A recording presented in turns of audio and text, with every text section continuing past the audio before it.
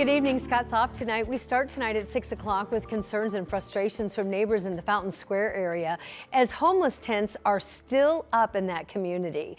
This is a story that we've been watching and following and tracking for over a month now, and residents are reaching out and they want to know if the city is actually helping these residents move.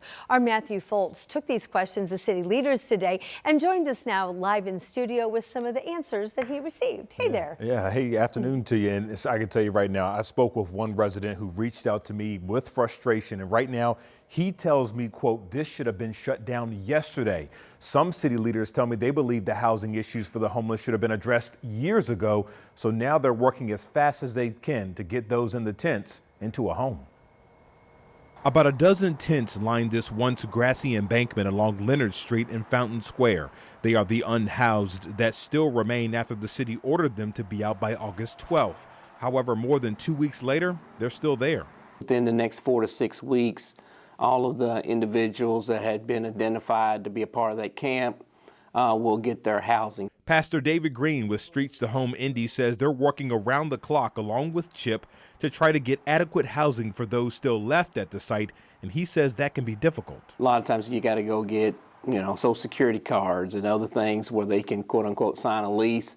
So getting that paperwork done, getting those things accomplished always takes a little bit of time. But residents also have concerns over more people coming back and setting up tents at night. One homeowner sent me this picture of a new tent he says went up overnight into Monday morning. When we drove by, it was gone. Obviously, if the camp was supposed to close and you move, but you find out that people still there, there's going to be a tendency to try to drift back in there. We noticed 2 IMPD officers cleaning up debris in the area Tuesday, but it's unclear if they were forcing anyone to leave. When I reached out to IMPD to confirm if they have forced any new unhoused people out, they referred me to OPHS, who could not confirm, leaving residents confused, in fear, and fed up walking out of their home. I sympathize with them and agree with them. That's why we got to solve the problem. And the problem should have been solved years ago.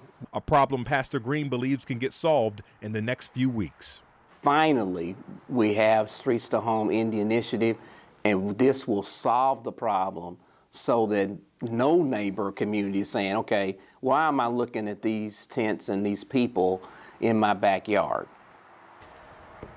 Now again, Pastor Green tells me he is confident that they can get this solved by the end of next month because so far they've had help from faith-based organizations, as well as churches here in Indy that have raised nearly $200,000 just within the last week alone. And he tells me that will all go towards covering the unit cost at different housing organizations. And he says their research shows that just $30,000 alone can cover the entire year for expenses for once these unhoused people move into our housing. So we'll see how it all plays out. Yeah, but it does take time. These are all individual people with individual situations and circumstances and needs. And so it is hard to think that you would just pick an arbitrary date and handle everyone at the same time. Yeah. All right, Matthew, thanks. Keep us updated, okay?